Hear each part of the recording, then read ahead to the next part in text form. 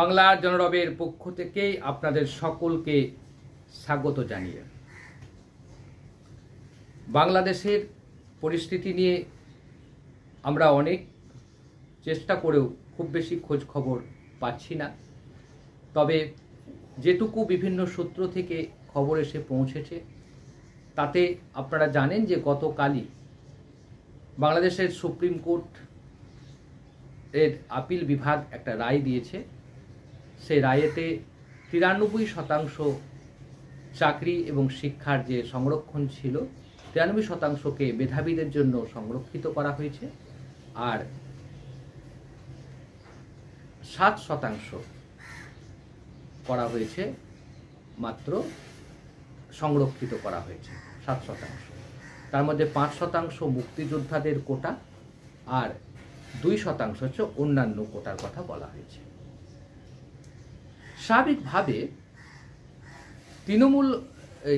স্বাভাবিকভাবেই হাসিনা সরকার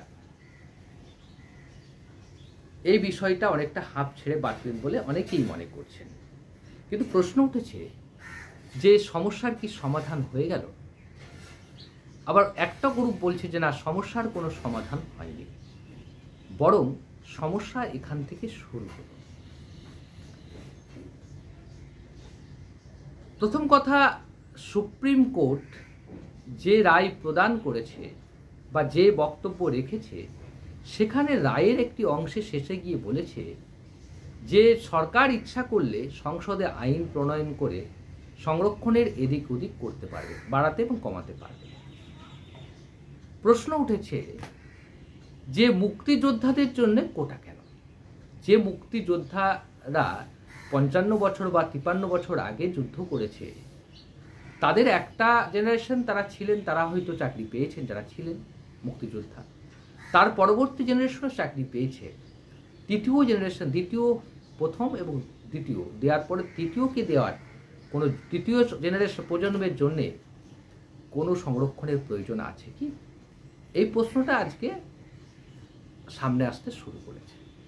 আরেকটা জিনিস সামনে আসতে শুরু করেছে, হাসিনা সরকার যদি খুব সহজেই ঘটনাটা মিটিয়ে দিত আগেই, তাহলে এই 133 বা 34 জনের যে প্রাণ গেছে, যেটা বিভিন্ন সূত্র মারফত আমাদের কাছে খবর এসেছে এরও বেশি মারা গেছে, সেটা কি সম্ভব হতো? এত মৃত্যু তো থামানোই যেতে পারত, কেন থামানো গেল না?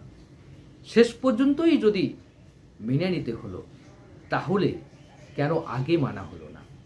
শেষ পর্যন্তই যদি আদালতে যেতেই হলো, তাহলে আদালতকে কেন আগে অনুরোধ করা হলো না যে এই আন্দোলন চলছে, 5ই জুন থেকে আন্দোলন চলছে, তাহলে তারপরে এতগুলো মানুষের প্রাণের বিনিময়ে শেষ পর্যন্ত এই রায়টা বেরিয়ে এলো। এই রায় আদৌ কার্যকর হবে কি হবে না সেটা ভবিষ্যৎ বলবে, কিন্তু এই রায়ের পরেও বাংলাদেশের পরিস্থিতি যে স্বাভাবিক হবে না সেটা নিয়ে কোনো সন্দেহ নেই। কারণ এখন আমরা দেখতে পাচ্ছি বাংলাদেশের নাগরিকরা বলতে শুরু করেছে যে আমাদের প্রাণের বিনিময়ে এই যদি সংরক্ষণ ব্যবস্থা চালু করতে হয়, সেই প্রাণগুলোকে এবার ফিরিয়ে দেয় হাসিনা। পরিষ্কার যে ব্যাপারটা খুব স্পষ্ট, কোটা আন্দোলনটা একটা অজুহাত মাত্র। কোটা আন্দোলনটাকে সামনে রেখে ওই দেশের জনতা হাসিনা সরকারের বিরুদ্ধে যে ক্ষোভ রয়েছিল, সেই ক্ষোভটার বহিঃপ্রকাশ ঘটিয়েছে। আর মানুষের যে অধিকার, সেই অধিকারটাকে প্রয়োগ করার অধিকার দিতে হবে হাসিনা সরকারকে। পরবর্তীকালে কি হবে জানি না, কিন্তু বিভিন্ন সংবাদ মাধ্যম এবং বিভিন্ন বাইরের যে সকল ইউটিউব চ্যানেলগুলো আছে, যেমন আমেরিকা থেকে যে বাংলাদেশের যে ছেলেমেয়েরা থাকেন তারা যে ইউটিউব চালায়, নিউ ইয়র্ক থেকে বা জাপান থেকে বা জার্মানি থেকে বা অন্যান্য যে কোনো দেশ থেকে যারা চালায়, সেখানের ইউটিউবারদের বক্তব্য শুনে আমাদের মনে হচ্ছে যে কোথাও যেন এখনো সংশয় আছে আন্দোলন থামবে কিনা। তবে আমরা আশা প্রত্যাশা করব প্রকৃতপক্ষে ছাত্র সমাজের জয় হয়েছে, সরকারকে পিছু হটতে হয়েছে। এটাই এই সরকারের পরাজয় বলে মেনে নিতে হবে। যে সরকার, যে হাসিনা সরকার, যে হাসিনা প্রধানমন্ত্রী হাসিনা কয়েকদিন আগে পর্যন্ত সাংবাদিকদের সামনে বলেছেন মুক্তিযোদ্ধাদের নাতিপোতাদের জন্য কোটা থাকবে না, তো রাজাকারদের কোটা থাকবে, সেই হাসিনাকে পিছু হটে বলতে হয়েছে সুপ্রিম কোর্টে দাঁড়িয়ে যে আমাদেরকে কোটা প্রথাটা অবলুপ্তি ঘটনা হোক এবং কোটার সংস্কার আমি চাই।